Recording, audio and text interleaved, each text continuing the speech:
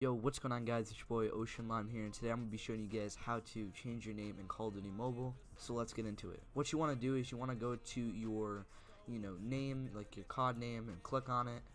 And then you want to go to your name, and there's going to be a little pencil with a piece of paper right there, right next to it. You're going to click on that, and it's going to say that you need a rename card. So what you want to do, it does cost money, I think. You go into your store and you go into the weapon card, like the card area, and it says rename card, and it says name can only be changed once every 3 days.